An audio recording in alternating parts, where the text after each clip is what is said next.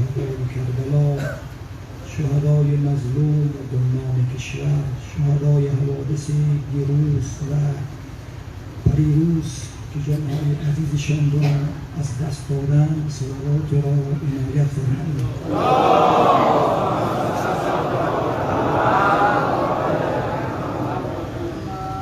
جهت حفظ وجود و طول عمر مراجع اعظام تقلید، خدمتگزاران به قرآن و اهل بیت، آنانی که از آرمانهای مقدس اسلام دفاع می‌کند و به ویژه حفظ وجود و طول عمر مرجع اعلی قدر ما مفسر قرآن، نمونه اخلاق، اسلام شناس معاصر حضرت آیت الله العظمی و عزادی بهسودی، صلوات را عنایت فرمایید.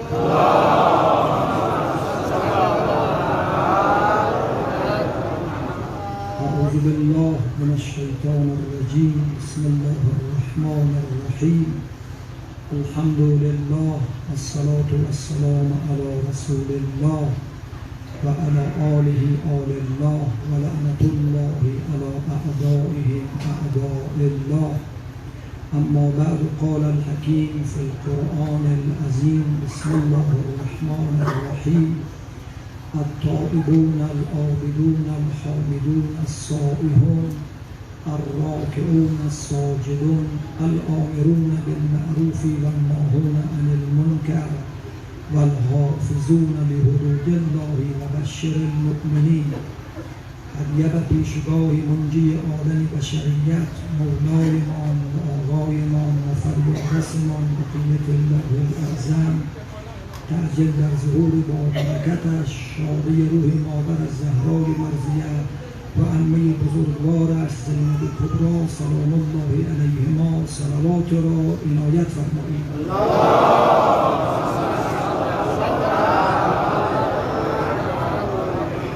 با کسب اجازه از شما حضار گرامی، سروران عزیز، برادران و خواهران، مردم مؤمن، متدین، مخلص و خداجو و به ویژه سلسله جلیله علما و روحانیت، استاد بزرگوارمان، استاد شیردست حوزه علمیه کابل، از بیانات و سخنرانی و روزخانه علمای اعلام استفاده کردیم. خداوند توفیقاتشان بیفزاید و از همگانمان قبول فرماید. انشاءالله از بیانات و سخنرانی و روزخانه استاد عزیزمان همه با هم استفاده میکنیم. بنده چون وقت گذشته است وارد صحبت نمیشوم، فقط ذکر توسل و التماس دعا به برکت صلوات بر محمد و آل محمد.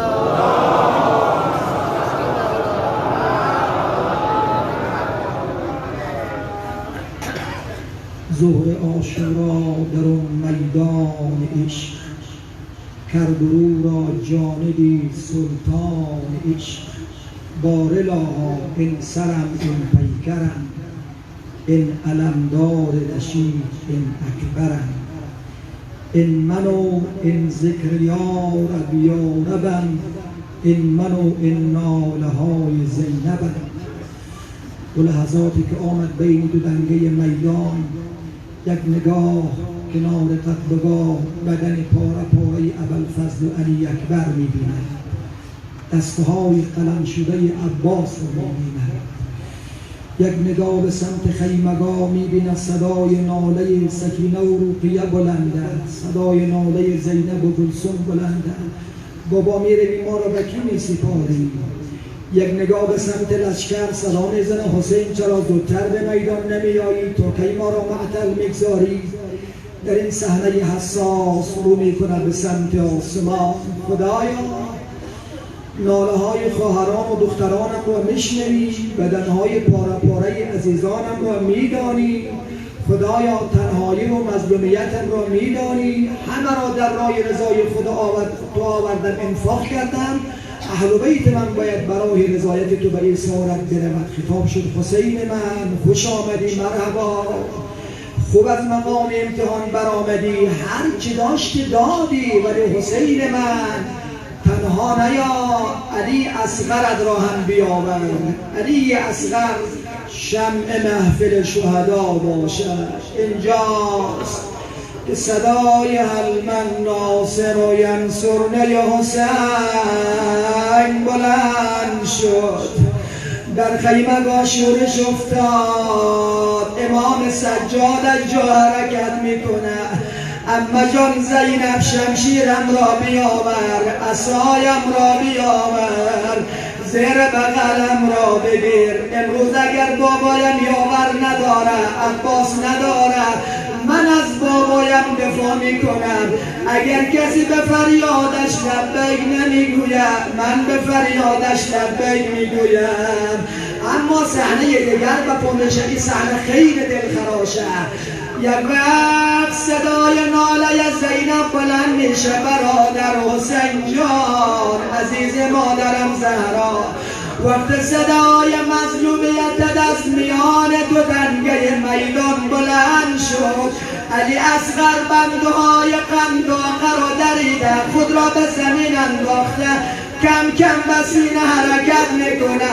صدا میزنه بابا اگر عباس نداری، علی اکبر نداره، یک مجاهد 6 ماه داری، من تو را یاری میکنم. بابای عزیزم اگر توان جنگ و دفاع ندارم، این گلویم را هدف تیر قرار میدهم. یا امام الزمان، امروز روزه علی اصغر را میخوانم. تو را به جان علی اصغر یک نظر به مردم بکن. هر روز علی اصغر شیعیان قربانی میشود، پرپر میشود. تا کی مصیبت ببینیم، تا کی ناله کنیم. آقا بیا انتقام خون شهدای مظلوم ما را بگیر. ابن الحسن، صدا زد خواهرم زینب بیاور علی اصغرم را. علی اصغر را آورد برادر تقدیم میکنه. آقا آورد علی اصغر را به سمت میدان، روی دستش بلند میکنه. مردم بر پسر فاطمه منت بگذاره. علی اصغرم از سوز تشنگی میگیره، یک جرعه آب به حلقمش برسانه. هر مله تیر رها میکنه ملعون. اما وقت مختار هرمله رو دستگیر میکنه. نگه ملعون بگو در کربلا چی کردی؟ نگو آقا در کربلا یک صحنه ای را دیدم اشکم جاره شد. کدام صحنه؟ گفت اما لحظه که حسین علی اصغر را آورد روی میدان، یک دست آقا زیر پاهای علی بود، یک دستش هم زیر سر علی بود. گلوی علی اصغر خیر میل تیر گرفتن را داشت. وقتی تیر را رها کردم به گلوی علی اصغر رسید. یک مرتبه دیدم علی اصغر تبسم کرد، اما یک مرتبه دیدم بندهای قنداقه باز شد. علی دست به گردن بابا انداخت. بابا دیگه یه مردم به 6 ماه هم رحم نمیکنه. بابا دیگه مرا به خیمه برگردان. بابا دیگه من آب نمیخواهم. خواب کن ای کودکی خاموش من، اما قتل با آیتو بود آغوش من.